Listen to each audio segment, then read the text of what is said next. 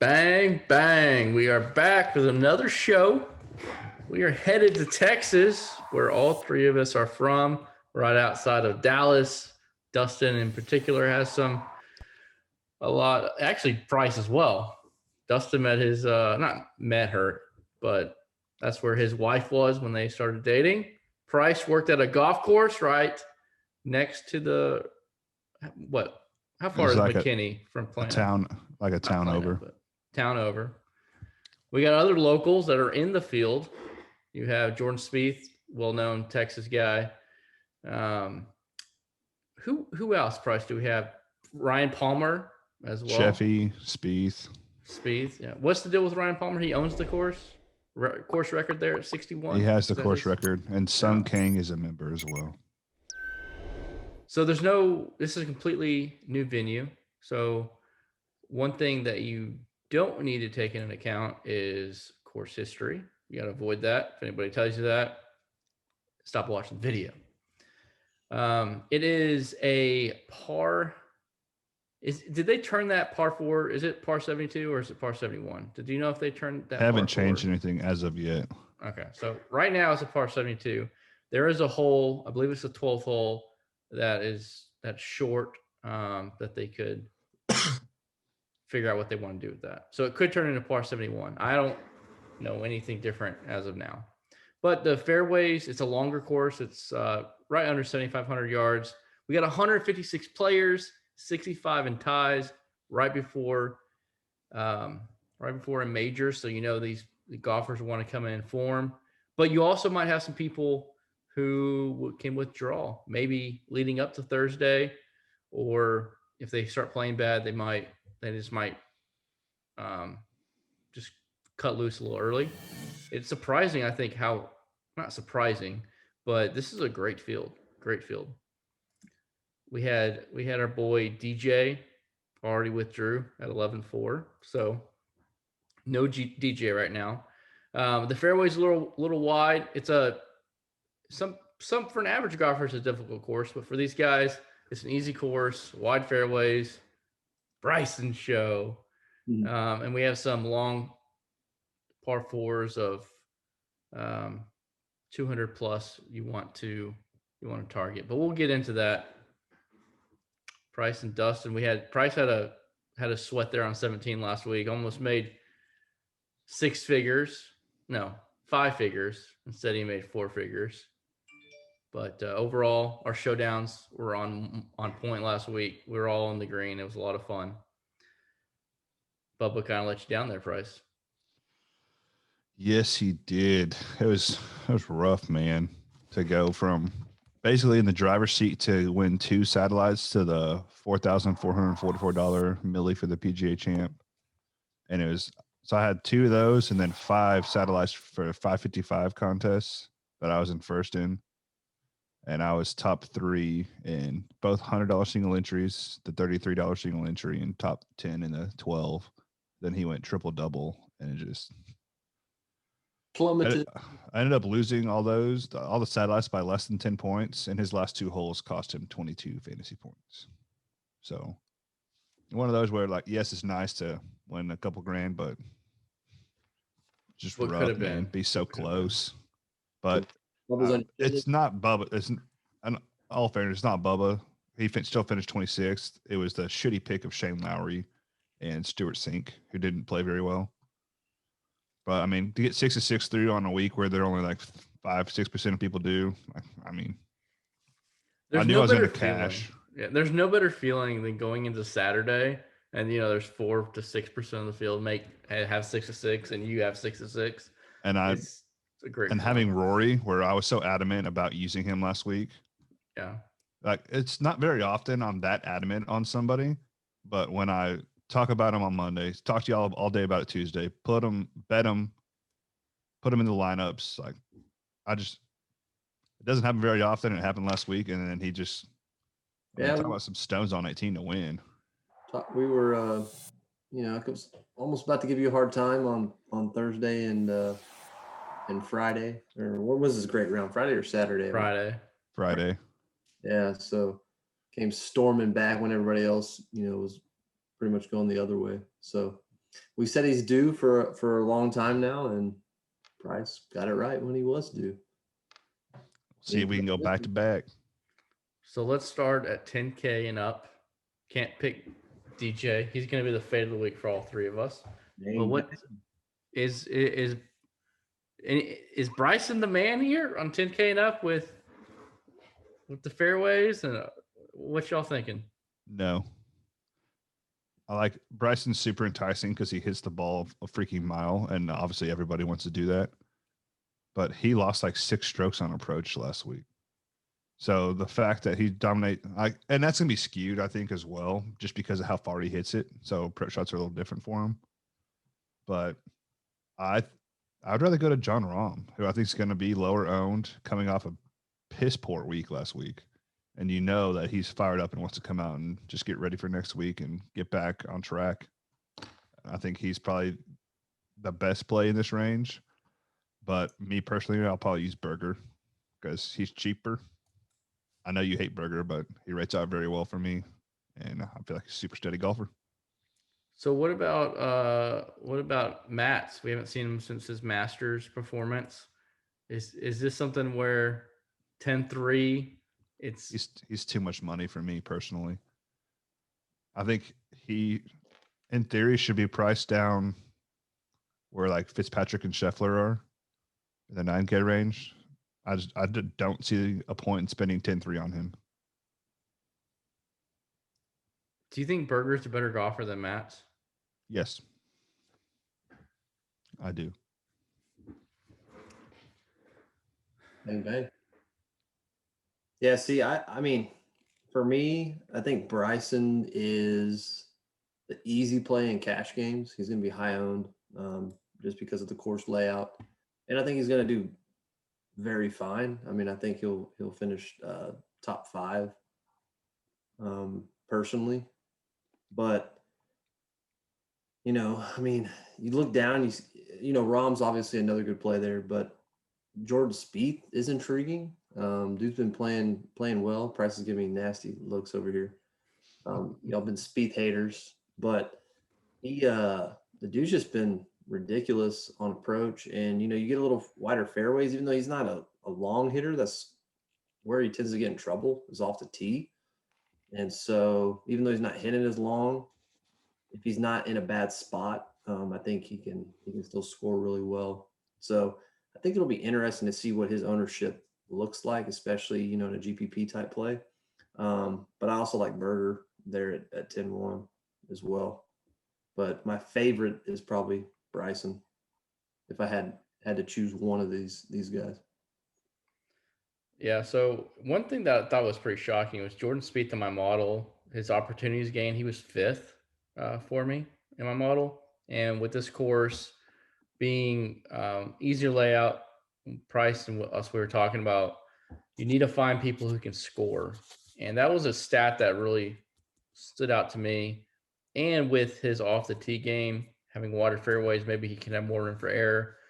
And being a Texas kid in McKinney, Texas, right next to Dallas. I like Spieth there, but I agree with Bryson. Like his game, he's a better golfer, I feel like. So I mean I say that, but I can't really say that with Spieth's history.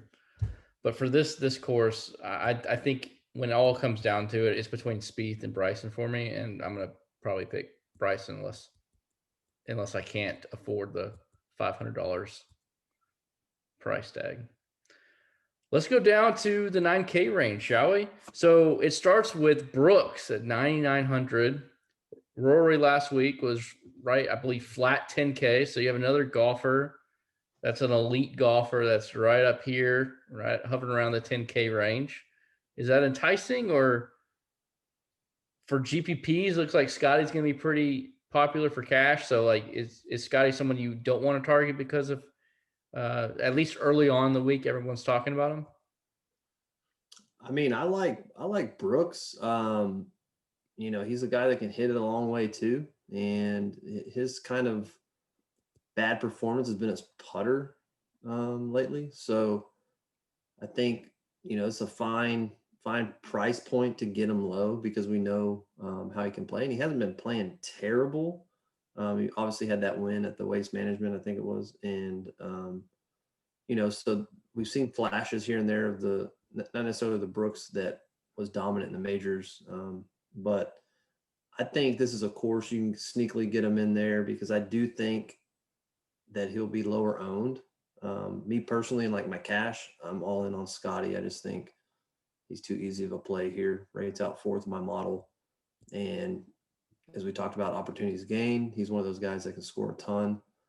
Hits it a long way too. So those are my two favorite from this range. So maybe if I'm going cash Scheffler, I go GPP with Brooks. I dig it. I think Brooks is a great GPP play. Because, I think he'll still be popular, but Scotty's going to be probably the highest owned. And then him and Palmer. Palmer, for sure, just because of the tidbit of him having the course record. Everyone's going to be on him. So I think it's tough because Zalatoris is there too, coming off a miscut where like normally you'd be able to get him in a discounted ownership, but the last like year and a half, people stopped giving a shit about miscuts and just keep playing people. And so I think he's going to be, I believe it's his hometown too, if I'm not mistaken. So we have a bunch of Texas guys who are just here to go bombs away. But I think the two best GPP plays would be Brooks and Leishman, and then Scotty and Palmer for cash. No love for Sergio down there? No. Not at 9K. The dude can't putt to save his freaking life. And I believe he's missed 2 cuts in a row. So Sergio, man. Can't count him out. I don't know. If he's coming at like 3% owned, maybe. But if I'm going to play one big lineup, he's not going to be in it. Didn't Rory miss 2 cuts in a row? Are you comparing Rory and Sergio right now? Just saying, man. Just saying.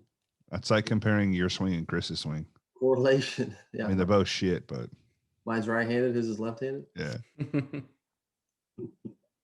What about Fitz? No. He's in great form. Just no. No. I'm going to be the typical price when you say someone I don't like, just say no. He's hard not to. He's just been pretty dang solid. I think he's pretty solid for a cash play. So the problem I'll run into, if you want to look at Fitz, is he better than Scheffler at this kind of course? No. And then you say, okay, no. Is he better than Palmer at this kind of course? Comparable. But you save 400 when you're going to need it on the bottom end of this lineup. Because this field is top heavy and it's pretty shitty after that. Yeah. Yeah. So I would say if you're going to go cash, it'd be like Zalatoris, Scheffler, and Palmer would be the 3 in the 9K range to look at. And Fitz is the odd man out, unfortunately. So unfortunate. So I guess this is where we get to the bad range already in the 8Ks. But you got Jason Day up there. You got Siwoo Kim at 8,800. If you work your way down, our boy Aaron Wise, who we utilized last week, all the way down to Cameron Champ, who's known to hit the ball a long ways with wide fairways. That is intriguing as well. Dustin, you want to start us off here? Yeah. So my favorite play, I got 3 plays from this range that I like. 3? There's only 3 golfers. 3 favorite. So Siwoo Kim, I just think he's priced really, really great here at 8,800. I think it's a steal. Pretty decent length off the tee. Ball striking's been there. He's kind of pretty solid in every metric. Rates 8th in my model, and has been playing really well. So love Siwoo. Another guy I like is the Euro, Mr. Thomas Peters. He doesn't play over here a ton, but he's played really well on PGA events when he's played. I think he got, not that it's a correlated course, but he got 23rd last time at the Byron Nelson, and then has a couple other top 20 finishes. and good off the tee. Similar, he kind of struggles with putting every now and then, but everything else is there and aligned. And I think, especially in maybe a GPP, you can get him lower owned because he's not a PGA full-time guy. So I like him at 8,600, especially in a tournament format. And then my other guy I like is Mr. Charles Schwartzel. He's been playing really well. I was on him Sunday for the showdown. I didn't click him, but when we went through our guys, I really liked him, and he's just been playing really well. Not super long off the tee, but a solid golfer that I think will make the cut and score well. Probably won't win. I don't think he'll get close to winning, but he can finish in the top 20 for sure. I love Tomas Peters. Yeah. Did I say it? I said Thomas, huh? I American. just sent it to you guys. I bet him months ago to win the PGA and the US Open. Nice. So you hope he doesn't win here, right? I know. I don't think he'll win in this tournament, but I mean, I think he's a great play. I love Siwoo this week. I know he's not the greatest of form coming in, but I believe this is another Pete Dye course, even though it's a little bit longer. And Siwoo and Pete Dye are like peanut butter and jelly. They just go good together. Love the Schwartzel call, though. Dude's been balling. I know you wanted to use him in answer yesterday, and we were like, because I wanted to be stupid and not use the guys who would make us more money. Well, it's one of the rare times we couldn't. We got a core four. We couldn't just quite agree on the last two, but I was right. Doesn't happen very often. Rub it in. But I like Luke List this week as well. Dude, just tee to green is fantastic every freaking week. It's just a matter of, can he not miss 4-foot putts?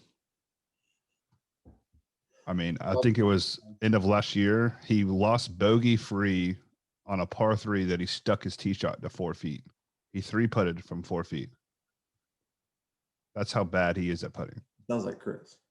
It does. I don't. Except he's a bomber, and Chris is like the short hitter. Yeah, I agree with everything y'all said there. I am also a big fan of Luke List. And then my homerism, it does want to add in Cam Champ for a GPP because this is a Bombers course, and it's just gonna be a matter if he can putt, which he probably won't be able to. But at 8K, GPP flyer Cam Champ is in my wheelhouse there. But I agree with everything y'all said. The Peters pick is very intriguing as well. I like the price as well. Any love for Keith Mitchell after his run at the Wells Fargo? No. I mean, I think it depends on ownership personally. Because, I mean, he's another guy who long, good tee to green. Yeah. So if no one's going to click him because he finished second last week, third. By all means, third, whatever. I didn't get to watch the end. I was driving home after Bubba hit it in the water. I was like, all right, we can get our shit and leave and drive back home from my parents' house. And then when he hit the water on 18, I was like, no, for real, let's go. There's no point in watching anymore. But I don't mind Mitchell. I mean, he rates out decent. Good hit, good, driver of the ball. Yeah. I think he'll be just fine here. I think he misses a lot of cuts, and I went through his history. He got a 14th at the Sony, and then he miscut. There was a couple other instances, but it's kind of a little bit further back where he actually played really well. But then the next week he missed the cut. So I just think it's risky, but I don't hate the play. Sometimes you got to risk it for the biscuit, right? I personally would rather risk it with Cam Champ than Mitchell, Schwartzel I think is a better play than both of them, Or you drop down to the next range and just play Taylor Gooch. I thought you were going to say the winner, Carlos Ortiz. Your boy? Carlos Ortiz will miss this cut. I agree there. No comment. I'm not making a bet on Carlos Ortiz. But one thing that was interesting to me was Ricky Fowler somehow was third in my model. So there's that. Dude, I want to click him so bad every week, but bro, no. 7,700 is so enticing. Just because I like him, but I'm not gonna. He's not a good play. In commercials, he married the hot pole vaulter, but other than that, the dude hadn't played good golf. He got 17th at the Valero, Texas Open. Best finish in like 2 years. And where are we at? Texas. Now he's done okay here and there, but there's a lot of MCs.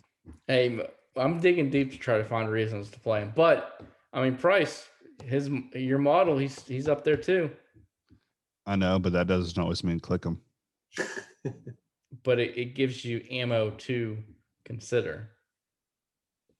Yes, but it's also like Ryan Brim is high in my stat model. I'm not going to play him.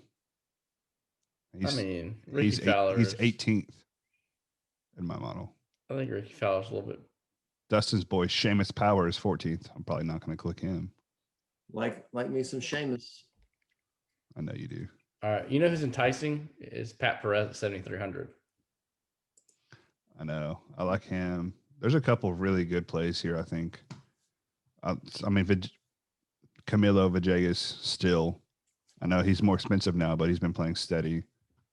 Gim's going to be super popular. I don't really get it personally because every time I use Gim, he just hits the bed.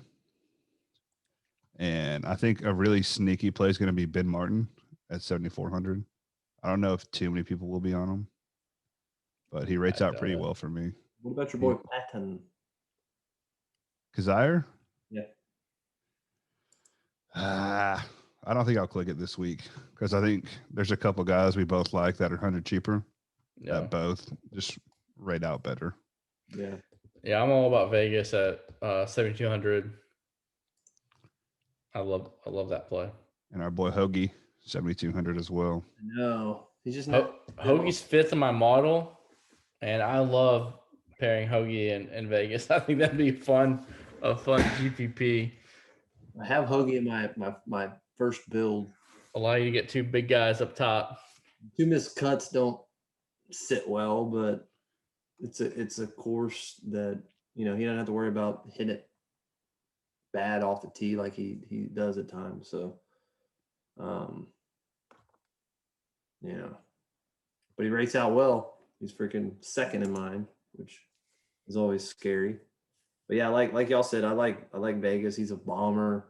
Been playing really well, especially at 7,200.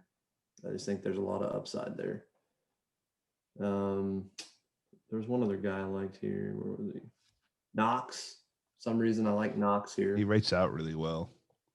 Yeah, he's a terrible putter. He's falls into that category of guys that we love, even though they can't make a putt. So it's so hard not to click because putting is so like fluky anyways. Yeah. And if they just have a mediocre round putting, they could, with how good they strike the ball, they could shoot, 6, 7, 8 under. Yeah. And then a course like this, like putting is kind of a big deal, but if it's not like difficult greens, that kind of takes the hard part out of it. So they can all just go lights out, be aggressive on every freaking putt, and then go shoot the 62s, 63s. Yep, exactly. So I like him. Everybody else is kind of like Tom Lewis, a little bit intriguing to me down there, 7,100, but he rates out he destroys the par fives. I know. That's why I like him. He's third in par five scoring in my model.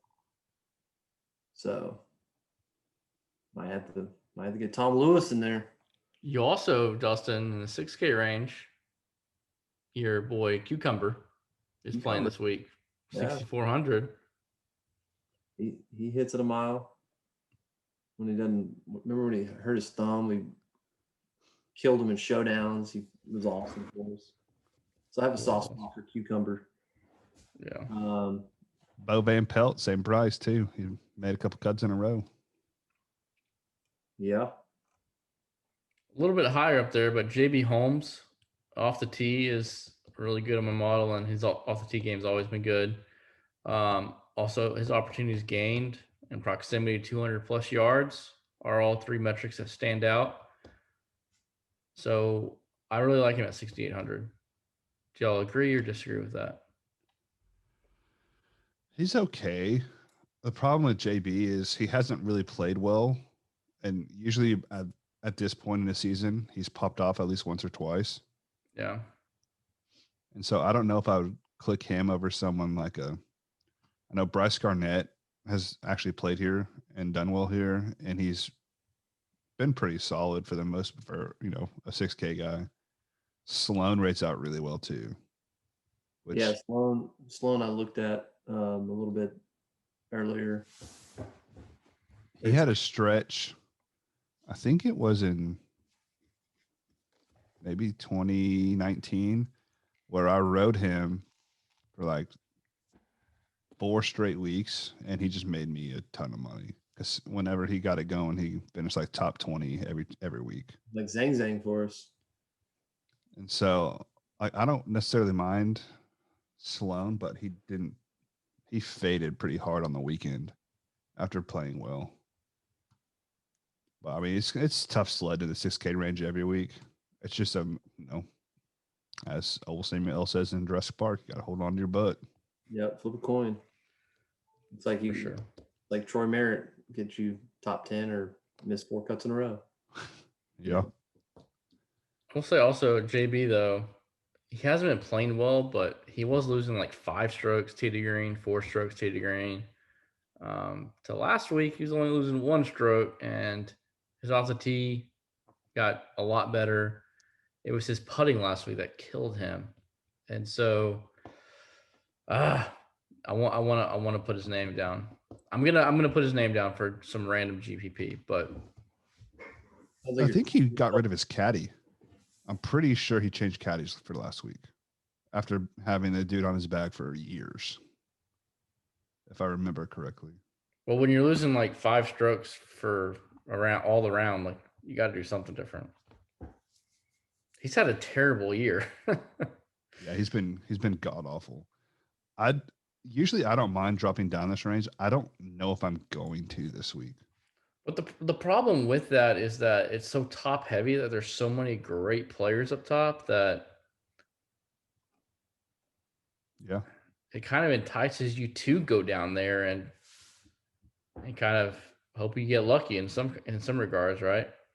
Maybe your 6K guy will pay off in top 25 and allow you to get two studs. That is true. There'll be some game theory going into this week for sure. Like if you want to use someone who's going to be super popular, like Palmer or Scheffler, it wouldn't be a bad idea to drop into the 6K range and take a flyer on one of these guys and hope it works out. Yeah. Because if you're going to play those guys, you got to be different somewhere else. And anyone down here is going to be different as long as it's not there's always like 1 or 2 random like 6 to 8% on cheap people. As long as you're not on them, you should be good. Yeah. Like the majors are fun, but sometimes the pricing is just so soft it can make it a little bit, I don't know. I feel like this week there's a great balance of I feel like there's a lot more strategy in this week. Agreed. And it's going to be a fun week to watch because you can score in every hole. You got the shorter par 5s everyone can get home into, and I think there's 2 or 3 par 4s they can drive. Yeah. Especially, yeah. So I think it's going to be a good week. I think the winners are going to be 23, 24 under. And I will say going into it, it's going to make Showdown really fucking difficult because all those people can randomly pop off and shoot 7 or 8 under. Yeah. And those are usually pretty tough weeks because, if you pick 6 guys who all shoot 4 or 5 under, you could still not cash. It's just going to be one of those weeks where you're going to need, in order to actually win in a GPP, you're going to need the winner, and you're going to need all your guys to be in the top 15, top 10 in DK points because these guys are going to tear this course up. The last thing we never talked about Munoz, did we? Because he's a UNT alumni, and I think that I mentioned him just to spite you because you don't like him. can that. I know. I like him. I like him. I just don't like him over. I forgot what other players. So are you gonna play him? He's not really on my radar at this point, but that doesn't mean he can't be. I just like better options there at that price point. He rates out decent. Yeah, he wasn't bad. Last time we played at the Valero. Last time we were in Texas, he got 9th. Yeah, he's one of those where he always does good unless we recommend him for showdown. Yep. Facts. I hate playing him in showdowns. All right, let's get out of here. We've been here long enough. Let's go make some money this week and be on the lookout for our deep dive. And also, if you haven't followed us on our socials, what you doing? Let's go make some money, and we will talk to y'all soon.